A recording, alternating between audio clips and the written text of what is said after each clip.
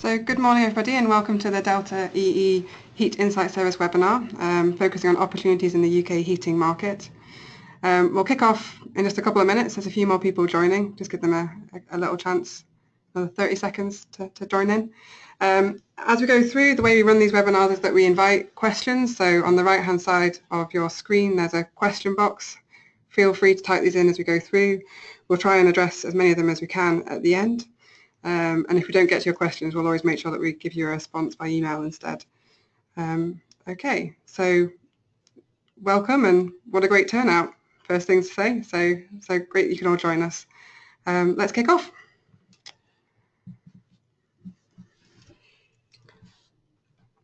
So before we get into the main body of the webinar, I wanted to give you some context for why we've decided to run this webinar today. Throughout, you'll hear a range of content from a number of our different Delta EE services, but a big part of the research we're presenting today comes from our Heat Insight service. So some of you may be aware that over the last 5 years we spent a lot of time investing in customer research around low carbon heat. As time has gone by, we've begun to widen this research, and this is because of the 1.7 million heating installs in the UK today.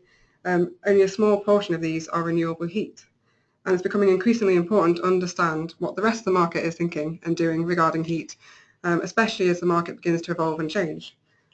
This is set alongside a backdrop of the 22 million homes in the UK with a gas boiler that needs to transition to something lower carbon in order for our carbon targets to be met. So it's certainly the right time to engage customers, and the focus of our research is around taking these customers on a journey to be more efficient. So that could be small incremental steps like smart controls, or it could be a different route to low carbon technologies. One of the key things that throughout our research we're highlighting is that there are disruptions happening in the UK heating market. It's certainly not static. Things are happening today. Things aren't a few years away. And this webinar will highlight the research we're doing in the coming 12 months that will help clients to identify new offerings or opportunities in this changing and evolving market, but also protect themselves from the threats to the status quo, so the challenges that their business may face as it changes. And today, just a few introductions. My name is Jennifer Aaron. I'm a Principal Analyst here at Delta EE, and I head up our heat research. I'm joined by my colleague Stephen Ashurst, who heads up our Heat Insight service. Hello everyone. And we've also invited a colleague along today as a guest speaker. So Scott Bryant doesn't work on the Heat Insight service, but he does head up our Energy Services Innovation Research. And he's going to add some colour around different business models that he's been looking at in his research. Good morning, everyone. Thanks, Jennifer. Stephen here. So before we crack on with the content, just a brief overview of Delta Energy and Environment for those who are less familiar with us. We are a research and consultancy. We are based in Edinburgh, but we have offices in Denmark, the Netherlands, and associates in further afield in Asia and the US. And we help our clients navigate the transformation of the energy system. So you can see on the right hand side, typical services we provide include expertise of distributed energy technologies and markets. The company was established in 2004. Primary research into customers, which is a big part of what Jennifer and myself do day to day. Forecasts and deep industry insight, opportunity identification, commercialization advice and strategy development. We have a wide range of clients, and our business is structured along two main strands. We have our traditional consulting model, but we also provide subscription-based research, of which the Heat Insight Service and Energy Service Innovations are two examples.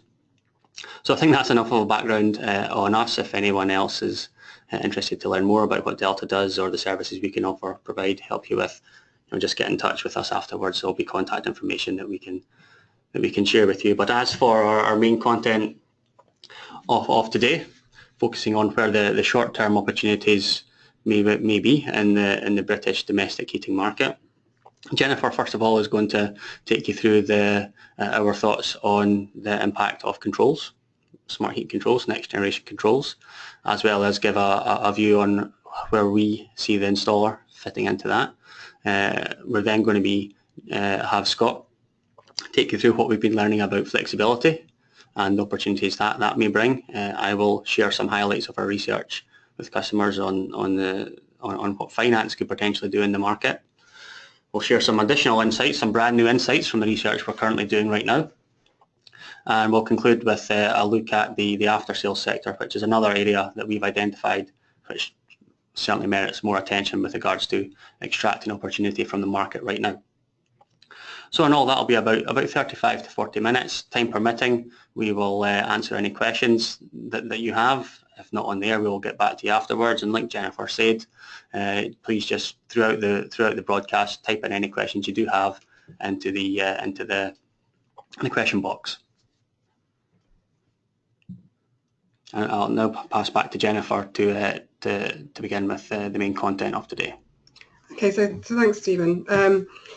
I guess one of the most important trends that it's hard to avoid in the UK heating market today is the emergence of a significant heating controls market, in particular a smart controls market.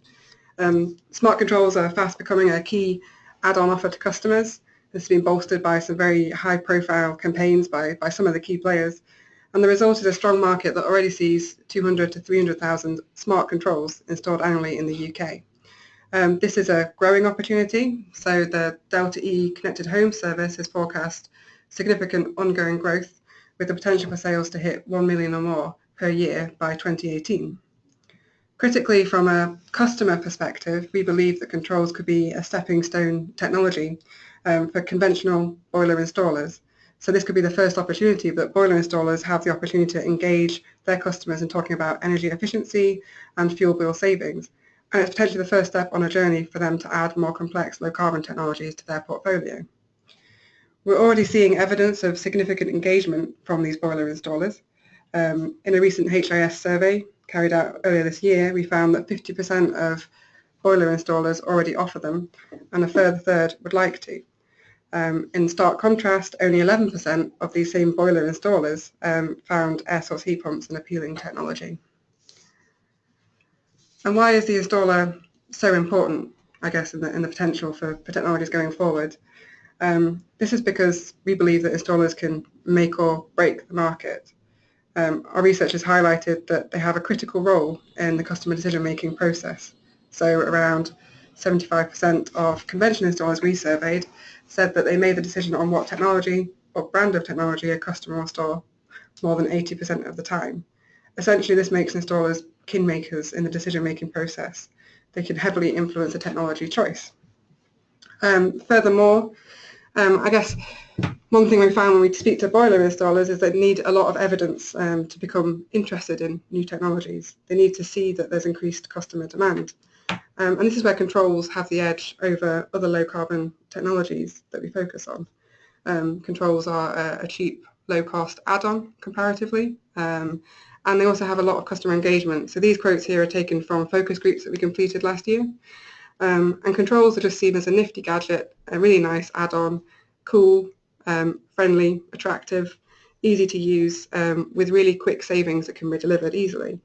In contrast, it's a harder sell for an air source heat pump, especially for a conventional installer, because it's a much bigger decision for the customer. I guess to summarise, overall, we can see that the trend for smart controls is already having quite a big impact in the market. There's engagement on both sides, from installers and from customers, and they're an important stepping stone which could bridge the initial gap between low carbon. In the past, we probably thought that hybrids had a place in this, and they still certainly do, but in the near term, it seems that a more basic solution is needed to unlock installer interest and get them talking about saving energy and money to their customers. The other element of smart controls is that they have potential to be a gateway device to facilitate other trends in the market and other changes that we're seeing happening, such as flexibility. So this is where Scott's going to discuss some of the energy service innovation research. So I'll hand over to Scott. Thank you, Jennifer. So I guess just to put it in perspective where Delta E's work on energy services, innovation, new business models is coming from, with lots of what we've been hearing from the market, lots of work with our clients, there's the whole perception that the energy market is changing. It's transitioning from your traditional stereotypical selling heat and electricity as a commodity with customers that are very disengaged and only receive a bill at the end of every month, and that's the only relationship they have with their energy utility, and the only relationship they have with their installer from the heating side of things is when their boiler breaks down and they either need it repaired or need to buy a new one. And so we found that the energy market is transitioning, and there are a lot of both incumbent players and also new entrants into the market that are looking to apply new business models, and lots of these new business models we've found are trying to exploit and capture new areas of value in the energy market. One of which I'd like to give you a brief introduction into today is in flexibility and new sources of finance platforms. And so without further ado, looking at the theme of today, looking at the British, the UK heating market, one player that we found is quite active at the moment, still in a relatively new phase, is Tempest Energy. Many of you may have heard of this firm. They're essentially looking to directly challenge the traditional utility model by offering a very customer-centric approach to energy retail and the supply of energy to customers. So not only are they trying to show customers, or at least give the impression to customers, that they're very concerned about giving the best deal to the customers, at the same time, while being able to provide this sort of customer-centric good or better deal to customers, they're then looking to exploit the value of these customers in a large aggregated group by tapping into the flexibility of the demand of these customers, so building in demand response straight into their retail offering via their software platform. Interestingly enough, on the software side of things, there are many firms that are coming in without the traditional baggage of lots of hard assets and infrastructure on the balance books. And one example of this is a software firm based in the US, startup in the last 12 to 24 months. They've gotten quite a bit of venture capital behind them in the US, and it's all about, again, looking at the customer, really engaging in a growing customer base that is becoming more engaged with how they use heat and electricity, and providing a very engaging gamified platform where customers are able to look at exactly how they can make energy savings within their business, both on a residential and also on a slightly larger, small and medium commercial buildings, in terms of how am I using my electricity, how does this compare to my neighbours, my overall region, what can I do to save money. And at the same time, OnConnect is then working amongst themselves and also with tailored energy companies, and also to a smaller extent manufacturers, to see what value they can generate from having this set of customers in which they've sort of interposed themselves in the traditional relationship. So gotten involved and essentially disintermediating utilities and putting themselves between the utilities and the customer, and essentially capturing that relationship. And they're really looking to tap into both the flexibility, demand response, value generation of this large customer base, and also in the future it seems opportunities and business models such as OnConnect, which could easily be rolled out in the UK based on their current system, certainly provides an interesting platform for extension into other retail offerings, be it, as previously mentioned, with controls, or into heating systems, such as what firms such as the Mondo are doing in Germany at the moment, which is essentially being providing an online platform to reduce costs for the provision of heating systems by providing a one-stop shop for getting quotes and installers on board for installing a heating system, be it a gas boiler, biomass boiler, heat pump and the like.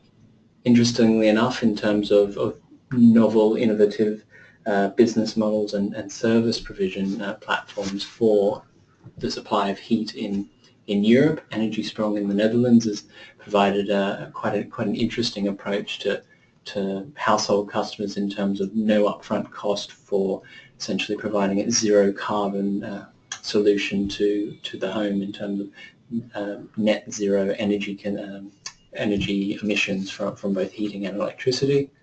And on slightly further afield, up in Scandinavia, in Denmark, Exergy Partners and a similar firm in Zero Energy have been looking at transferring new business models to the heat industry in terms of, in this instance, heat pumps in Denmark, so offering heat as a service, so trying to overcome this trepidation from residential customers over, in comparison to a traditional gas boiler, a heat pump or alternative technologies are quite expensive, and so I'm not really engaging with these technologies. So it's from what we've seen in terms of how the market's changing. There are certainly lots of new avenues to explore for capturing alternative value in the energy market, and lots of this ties in quite complementarily with the traditional business operation of manufacturers and energy companies in this space. And we feel that flexibility and demand response is likely to play quite a key role in these new avenues of value generation. And if any of you on the webinar today are quite interested, next week some of our colleagues who are working in the demand response space are holding a demand response focused webinar on the 7th of June, next Tuesday. So feel free to sign up and come along to that if of interest.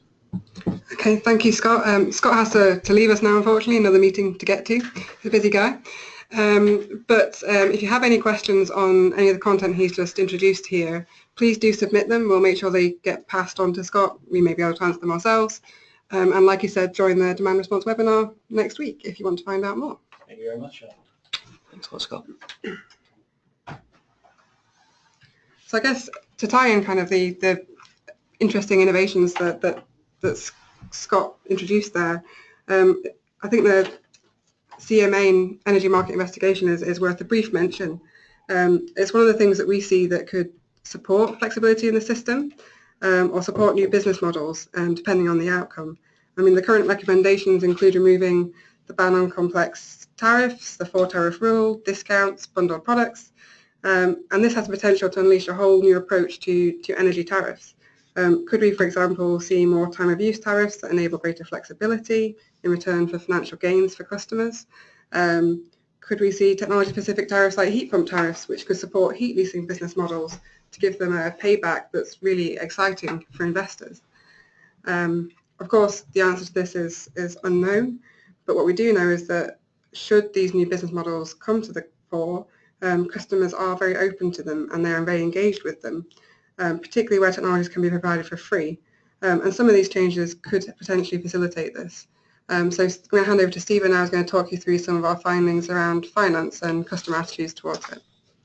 Thanks a lot, Jennifer. And yeah, I really like, just quickly jumping back to some of those examples Scott talked about, I really like in particular what those what Exergy and Incero are doing as well. And I think that's something that we are going to explore, a kind of business model we're going to explore in more depth in our research as well later this year.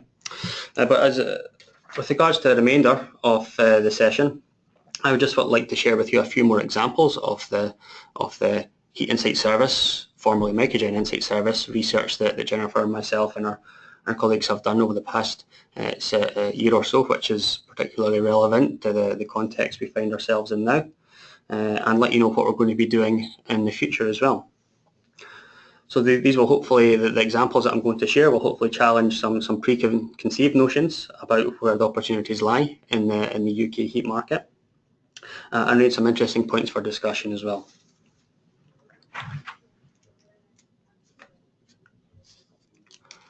So we've seen in other markets how the introduction of product-specific tariffs is one way to give a fledgling market a bit of a kickstart. Heat pumps in Germany being a notable case where this helped volumes climb into the region of many tens of thousands of units per year.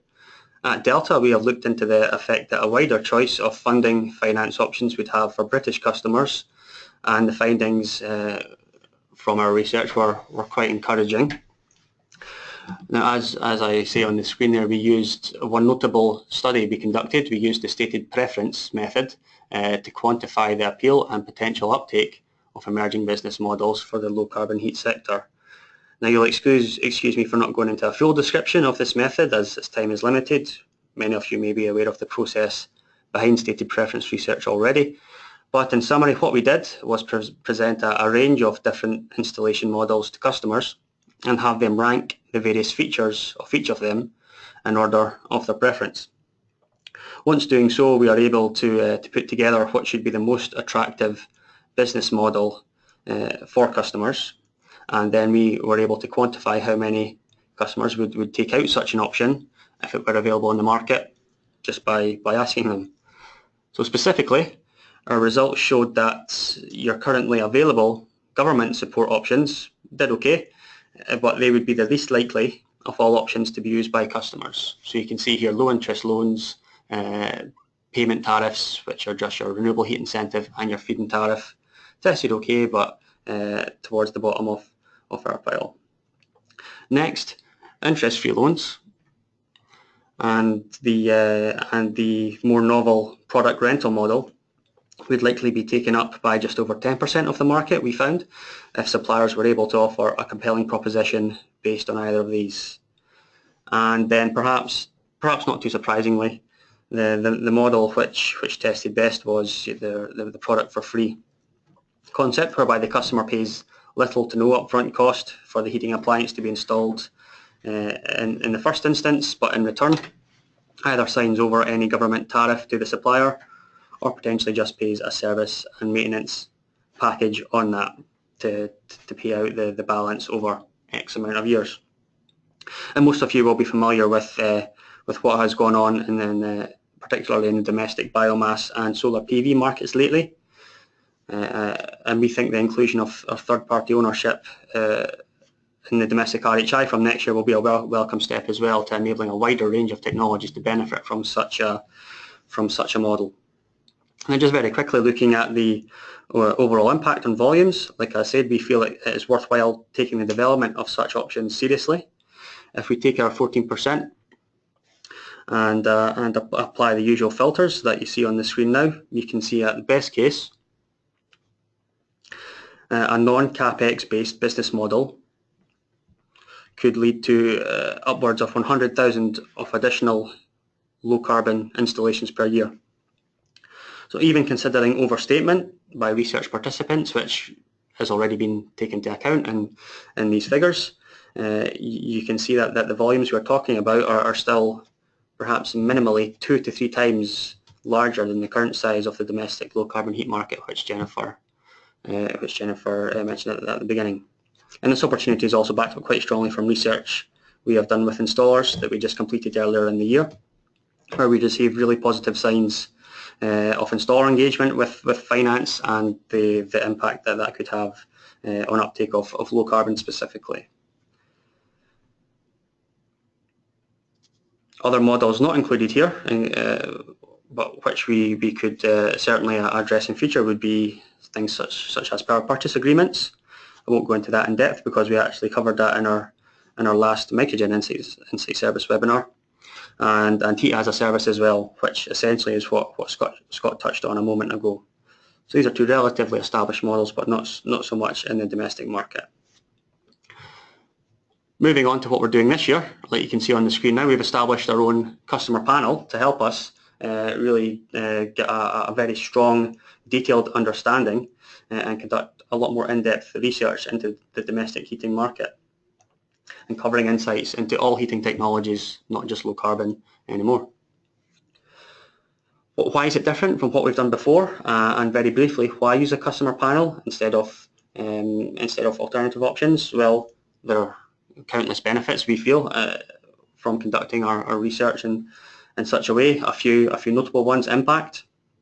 So the impact of specific incentives, initiatives even, products, services, costs and communications can be measured by comparing responses to subsequent surveys with our first baseline survey, which is currently underway, and I'll share some really cool findings momentarily from that.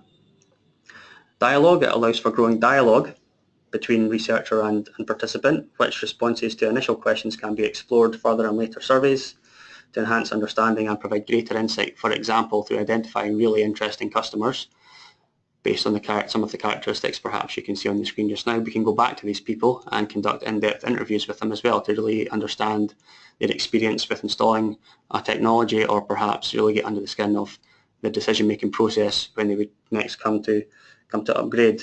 Of course, it helps to target customers, specific customers, hard to reach customer types in a very efficient way, and obviously gives our clients access to groups which could potentially be hard to reach for them. So on the screen now you see the key aspects of our panel.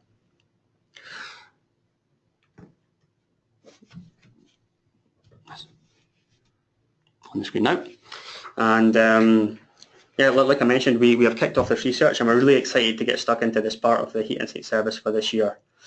Our first exercise is underway, which is a baseline survey with the full 1,000 respondents, and I'm now going to share some of the emerging trends that we are beginning to see from the response to give you a view on the kinds of opportunities our panellists are suggesting exist in the market, and overall just to give you a feel for how our research will evolve during this research programme. So we're not quite at the 1,000 strong customer sample size yet, but we're making our way through it, and we're far enough into our research to be able to draw pretty robust conclusions. So for this first example, we wanted to touch on a bit of myth busting. So the convention is that it's extremely difficult to upsell or propose an alternative heating installation to customers because most just hold off until their current system, the boiler in most cases, has been used to breaking point and subsequently breaks.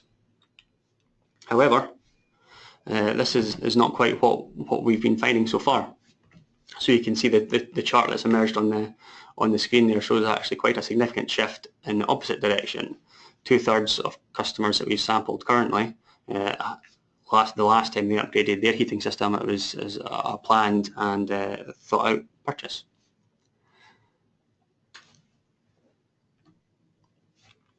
Which shows that we feel there's certainly time to educate people on the range of alternative choices that they have at their disposal, a couple of which we've touched upon already. Again, we've heard the supporting cases from our discussion with installers to back up this trend as well. And a notable point is that other parts of the market, the non-householder segment of the market, is even more prone to planning, the public housing sector in particular. So again, just to reiterate our conclusion from this particular strand of research, we feel there is certainly worthwhile devoting time to awareness raising on the alternatives to the normal way of going about installing or upgrading your heating system. And through our customer panel research this year in particular, we look to profile those most likely customers to be thinking about an upgrade, what are their key characteristics, for example, and how to encourage a preemptive switch to a higher value product. So I'm sure that'll be really cool when we come to that.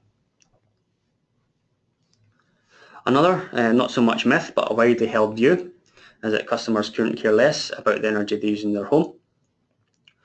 Again, we think otherwise. 6.1 million domestic energy supply accounts, for example, were switched in 2015 alone, which is a 15% increase on the year before. Indeed, the highest number of switches since 2011.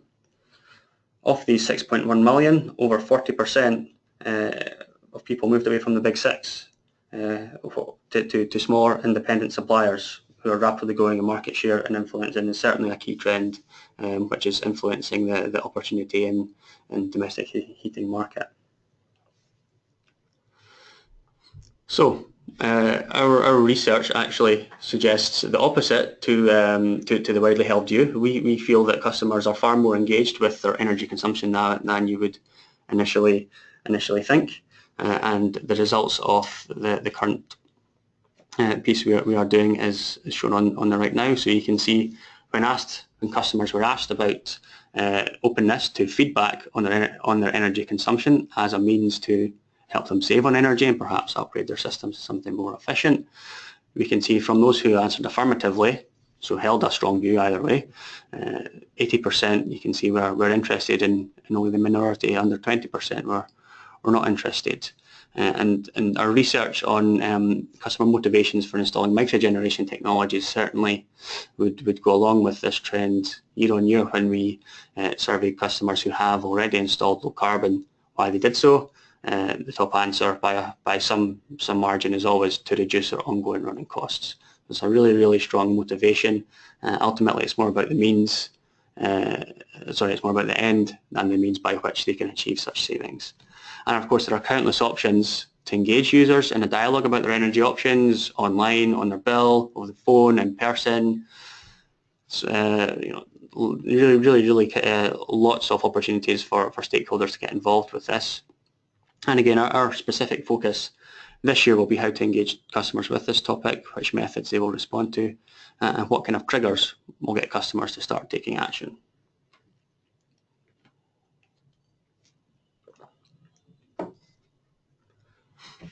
And sorry, just before we move on, I think the timing couldn't be better as well with the smart meter rollout and the national advertising campaign, which you'll all have seen start to appear on your TV screens. When you add to that mix the backlash that we're seeing against fracking, the time to educate customers to do something differently is really upon us now. The last example I want to present this morning ties in with our focus on the current servicing after-sales market. So on the screen is a response from installers during our nationwide survey from a couple of years ago now, which is split between the type of installer sampled, you can see on the legend there. And all we had a data set for this one of 250 domestic installers. And just to put that into perspective, that is the lowest sample of all that have been mentioned today. But still, we feel quite a good, robust sample size for the size of the installer market. So the question was, what do you do after you have fitted a product? And the answer, at least around 80% of the time, was leave. So I don't think we need to do anything more here other than just put the potential size of this missed opportunity into context. So clearly, at the moment, in the majority of cases, when installers are with customers, the focus is on the green bar we see here. So we've quantified the size of the installation market based on the average typical yearly market size, which Jennifer mentioned at the start of the webinar, about 1.6, 1.7 million heating systems.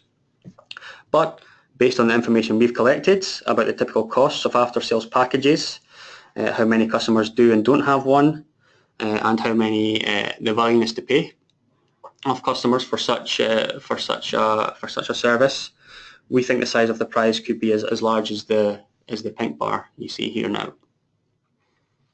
So that's not the installation market, but that's the after-sales market.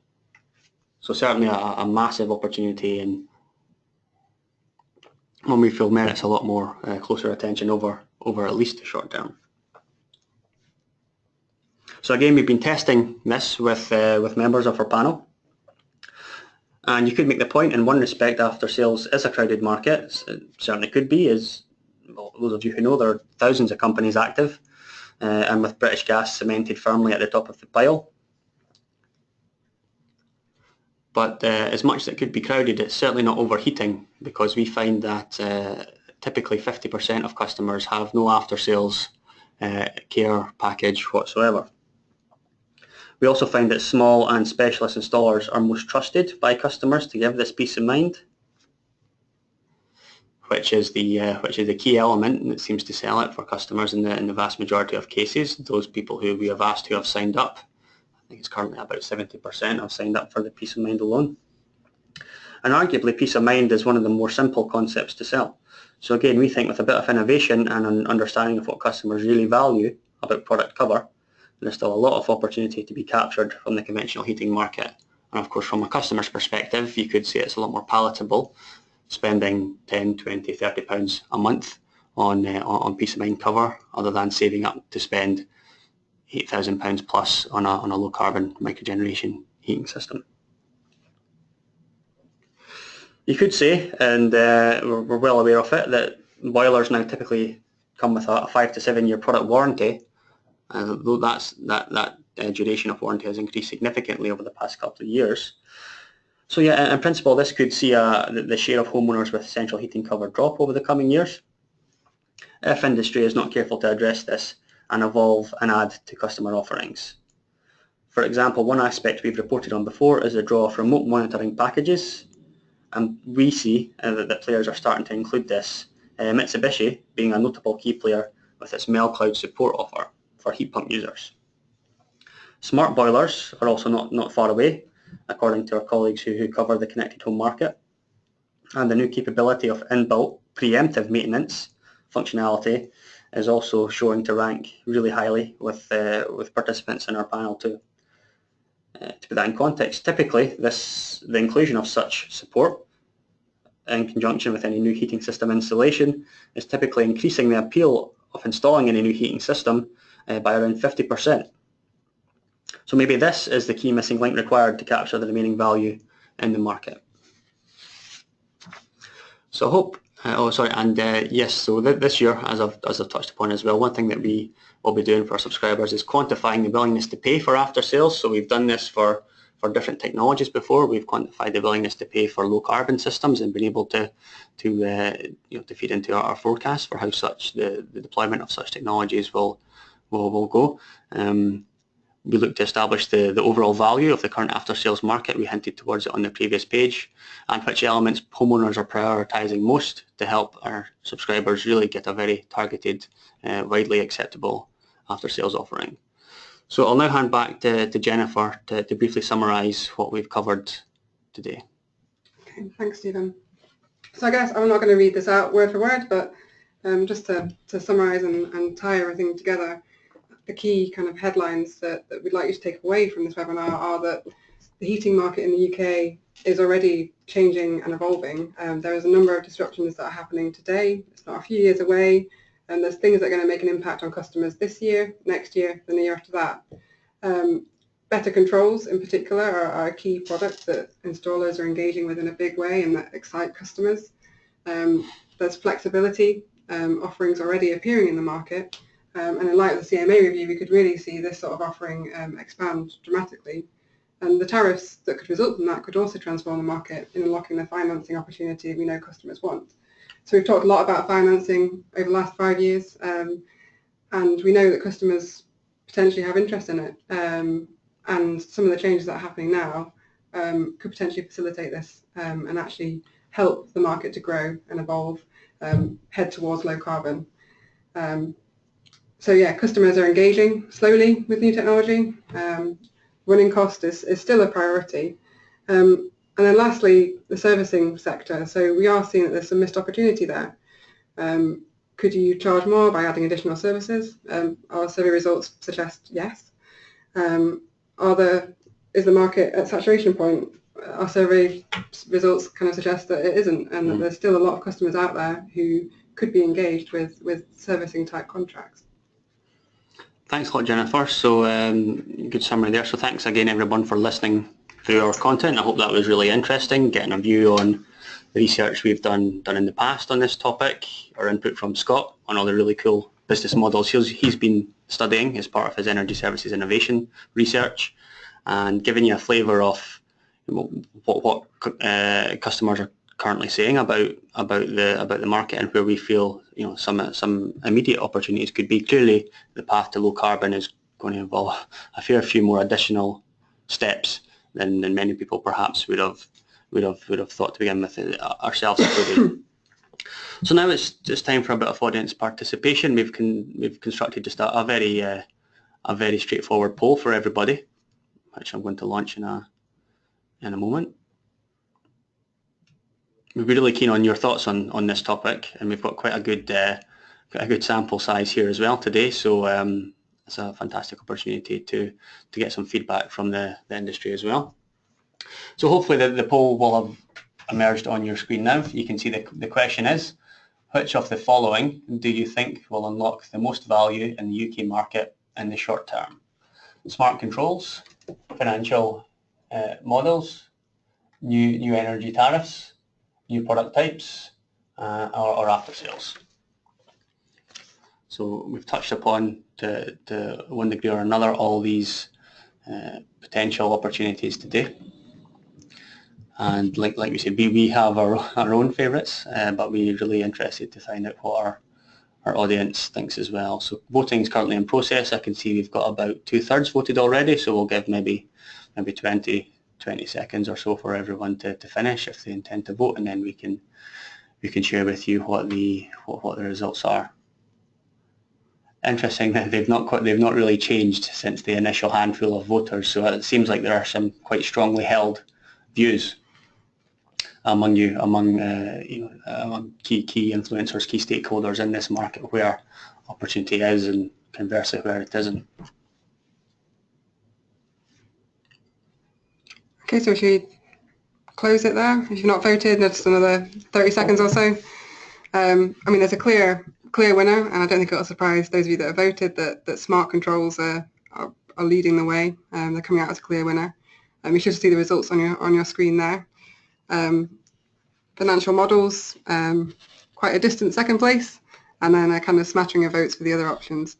So certainly it echoes some of the findings and the activities in the market at the moment. I think it's fair. Certainly there's a lot of activity around smart controls, and yeah, I think that's warranted given their potential as both a stepping stone technology and a gateway technology to other things. Yeah, I think that's the key point, isn't it? It's not necessarily the value in selling 200 or 250 pounds worth of smart control itself. It's the potential future value that can unlock quantifiably, but also perhaps a little bit unquantifiably with just increasing the general level of the British public, increasing their engagement with energy, which to reiterate what we've presented already seems I'd say a good starting point nonetheless. Financial models, so yeah, lower than a quarter of you who participated felt that financial models, things like zero interest loans, low interest loans, not green deal low, but when we say low, it's about 2 or 3% low interest. Product for free offerings holds the most potential to unlock value right now, and like we referenced at the time, we're quite maybe excited is not the right word, but we've been saying for some time that the sort of assignment of rights clause, were it to be introduced into the RHI, could have a measurable impact on the uptake of renewable heat technologies. Okay, the opportunity for PV has perhaps dropped off since the feed-in tariff cuts at the beginning of this year. We know that the social landlord market was going really strongly based on funded PV. You can't really do that anymore. But potentially you can still make a power purchase agreement work given the right conditions, and perhaps not right away, but say in a year or so when the anti-dumping levy is removed, based on some of the calculations that our colleague Valts, who couldn't be here today, but he works in the service with us as well, some of the work Valts has done shows there is merit in exploring that further as well. So great. Well, thanks again everyone for voting. That was really interesting. We will look to share the results more widely once we are done here.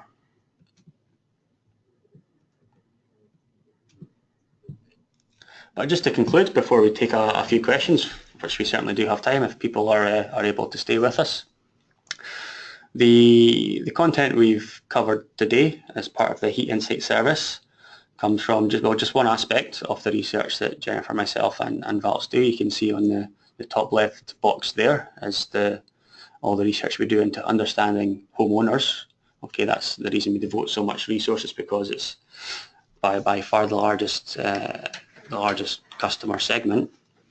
But to give you a flavour of everything that we do that builds into this, and the sort of more of the end results, the outputs that we deliver. So we basically combine our research on two strands. So on the one strand there is all the in-depth research with stakeholders. You can see that all listed there. So homeowners, social landlords, we have an established network of social landlords contacts, house builders and self-builders as well. So understanding all the other segments out with the homeowner market. We don't cover private landlords at the moment. We don't think that's going to move anytime soon. When it does, we'll be there as well. We other than just feedback, we have a lot of data and analysis that we conduct behind the scenes as well. So that comes from our market intelligence database, which focuses on the core numbers, the core facts that you would like to know about any market. Say it's who are the biggest players in the heat pump market, what are their market shares, what's the average install cost, likewise for boilers, how many people have servicing, how many people don't, so on and so forth. An equally important aspect of being able to have a holistic view and understanding of the UK microgeneration, or nowadays the UK low carbon opportunity, is understanding installers as well. Like Jennifer said, they in many respects are the kingmaker, so we have our own installer panel too. So throughout the year we combine this research with our data and our techno-economic analysis, which looks at the performance of key low carbon heating systems in all segments of the UK housing stock. Allows us to extract key performance indicators like payback periods, marginal running cost savings against the base case, which, as you know, varies from a gas boiler, oil boiler, LPG boiler, electric heating, And I suppose at the end of it all, we provide detailed bottom-up market forecasts for the 7 key low-carbon technologies. So despite our change to the Heat Insight service, we will continue to focus our forecasting efforts at least on these technologies, given the potential and increasing market value they can add.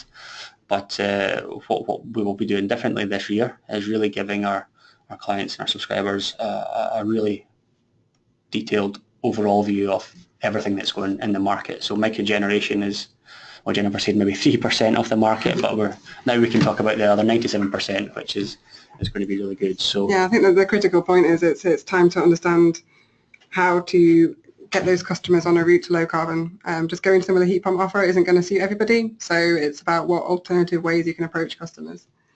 Okay, so we've got some questions that have come in throughout.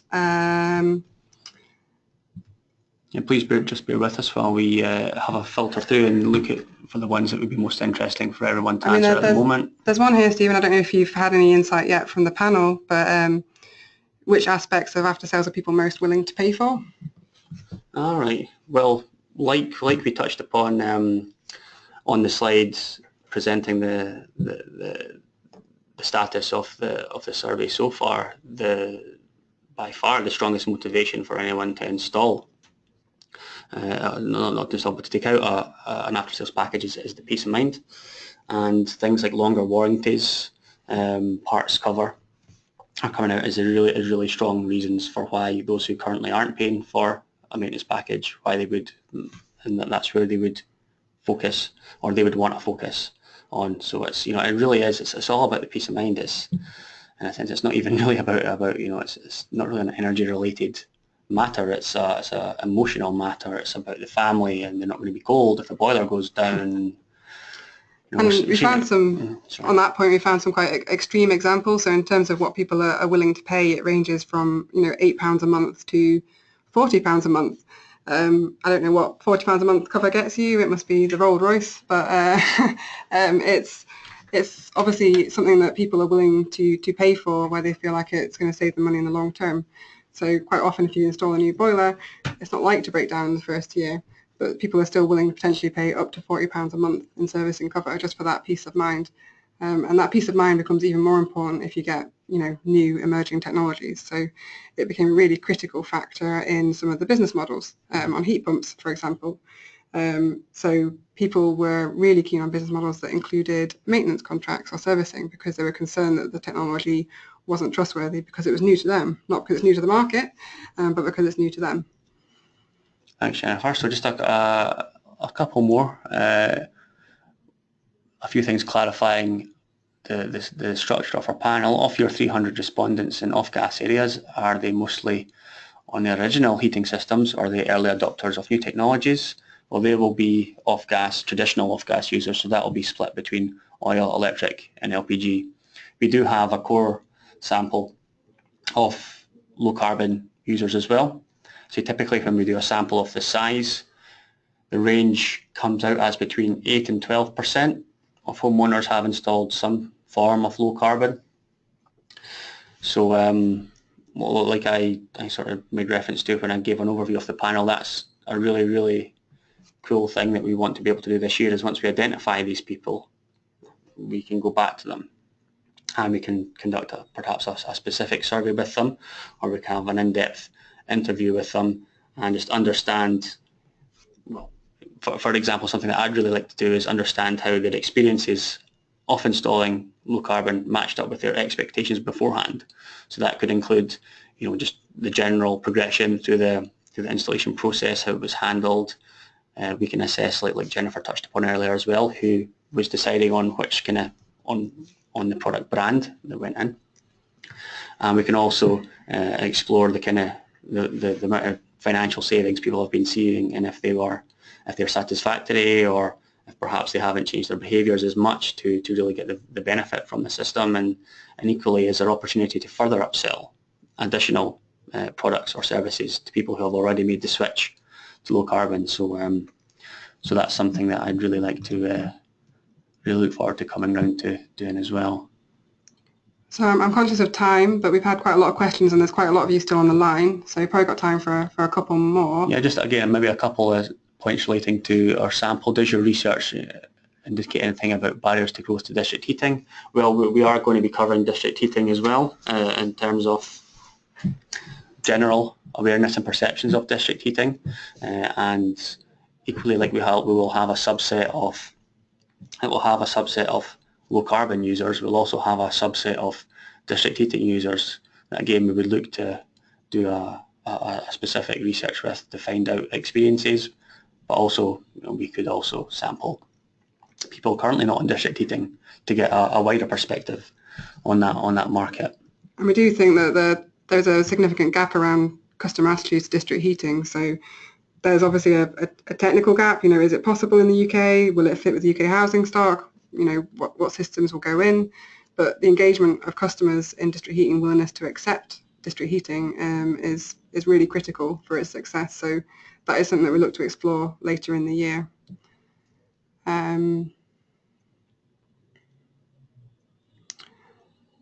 Right, well here's quite a tough one, but we might as well address it as the last one. So relating back to our results of the stated preference survey and the likely uptake of the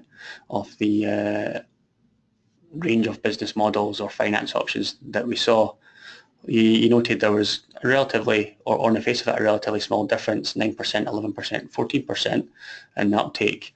But yes, these are statistically, if I can say that word, significant differences when we look at the ultimate size of the market opportunity.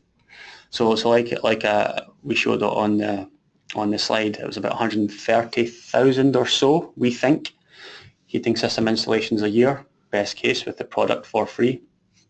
Conversely, if you're looking at the 9% uptake for things like your payment tariffs or your low interest loans, that was down between 70,000 and 80,000, again based on our calculations, which is a significant jump in the amount of customers that would take out that package. Where are the members of our customer panel located? Yeah, all over mainland GB, not just in Edinburgh, where it's currently a furnace today. Yes, can we send details of the demand response webinar? Absolutely. We'll include that, let's say, in the follow-up to this one. And I think if you should be on our on delta-ee.com as well, there should be some details there if anyone looks to have a look themselves. Just a quick look if there's any other questions that we can quickly address now. Like I said, conscious of time, got a few people leaving us now, so if you are leaving, thank you very much for joining us. Yeah, okay, so this is quite an interesting one.